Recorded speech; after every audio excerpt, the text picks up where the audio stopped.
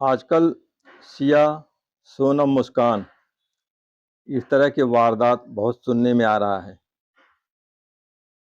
अब प्रश्न ये उठता है, क्या कुंडली से ये चीज़ें देखी जा सकती हैं कि कौन लोग ऐसा कर सकते हैं? तो हाँ, नक्षत्र नाड़ी सिस्टम, जिस सिस्टम की हम बात करते हैं, श्री उमंग तनेजा का बनाया हुआ सिस्टम ये है। इससे हम ये समझ सकते हैं कि कौन से लोग किस तरीके का जघन्य काम कर सकते हैं। तो उसको समझने के लिए तो थोड़ा नक्षत्र नाड़ी सिस्टम को, यद्यपि मैंने एक वीडियो बना के रखा है कि कुंडली कैसे देखें, उसमें आप देख सकते हैं। नहीं तो सारांश में बता दे रहा हूँ।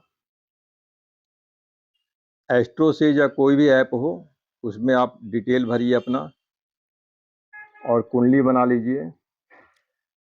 फिर एक कुंडली आएगी, उसको बोलते हैं बर्थ चार्ट बोलते हैं, नेटल चार्ट बोलते हैं। ऐसी एक कुंडली बन के आ जाएगी, उसको नेटल चार्ट बोलते हैं। नंबर कोई भी हो सकता है, ये एग्जाम्पल के लिए मैंने लिख के रखा है। यहाँ पे 1 से लेके 12 तक कोई भी नंबर हो सकते हैं।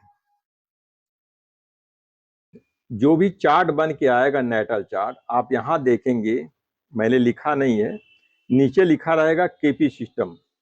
यहाँ पे लिखा रहेगा केपी सिस्टम, या ऊपर लेफ्ट में 3 डॉट्स रहेंगे, 3 डॉट्स रहेंगे। उसको जब प्रेस करेंगे तो बहुत सी चीजें ओपन अप हो जाएंगी। उनमें आप देखेंगे केपी सिस्टम लिखा है, उसको प्रेस करना है। जैसे ही केपी सिस्टम प्रेस करेंगे, आपके सामने कुंडली थोड़ी बदल चेंज करके आ जाएगी। इसको बोलते हैं केपी कुंडली। केपी कुंडली, केपी कुंडली आ गई। इसको थोड़ा सा स्क्रॉल कीजिए। स्क्रॉल करते हुए उस तरफ राइट में जाएंगे तो एक सिस्टम आ जाएगा, उसको बोलते हैं नक्षत्र नाड़ी। नक्षत्र नाड़ी, उस नक्षत्र नाड़ी को प्रेस कर दीजिए। वहां भी सब 9 ग्रह होते हैं। 9 ग्रहों के सब डिटेल आ जाएंगे कि सारे ग्रह, उन ग्रहों के नक्षत्र कौन से प्लैनेट्स हैं और उनके सब लॉर्ड कौन से प्लैनेट हैं।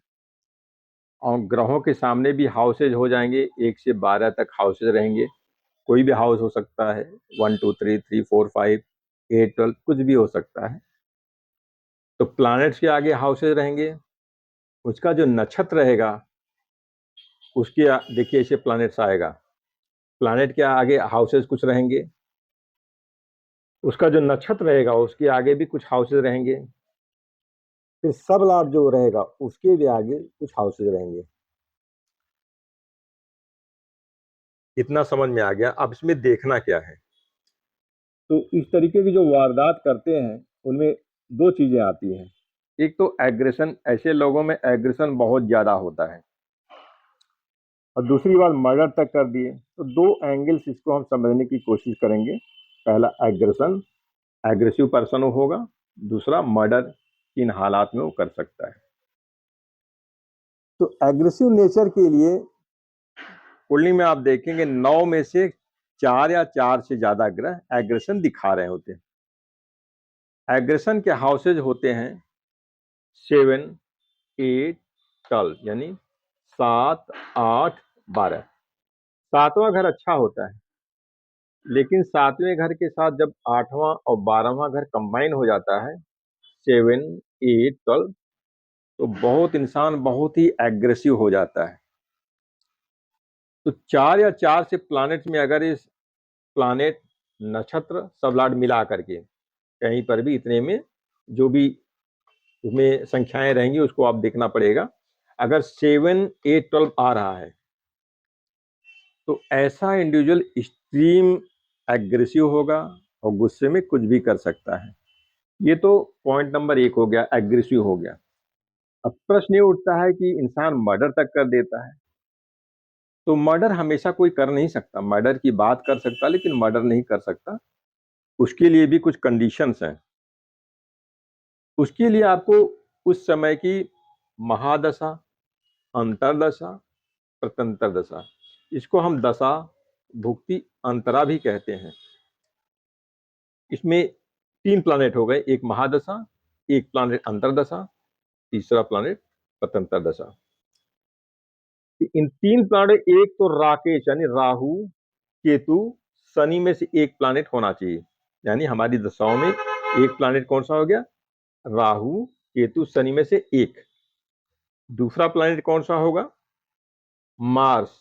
मार्स एग्रेशन का कारक है, या 8वें घर का मालिक जो भी प्लैनेट हो, कोई भी प्लैनेट हो सकता है, 8th लॉर्ड। तो मार्स या 8th लॉर्ड में से एक। तो एक प्लैनेट ये हो गया, एक प्लैनेट ये हो गया, और तीसरा प्लैनेट कोई भी हो सकता है। तो इन 3 प्लैनेट की महादशा, अंतरदशा, पतंतर दशा चल रही हो, और तीनों ये हाउसेस दिखा रहे होंगे एक्सट्रीम एंगर वाला, 7, 8, 12। उस स्थिति में इंसान एग्रेशन में आके, एंगर में आके मर्डर तक कर सकता है। इसको इसी तरीके से समझ सकते हैं।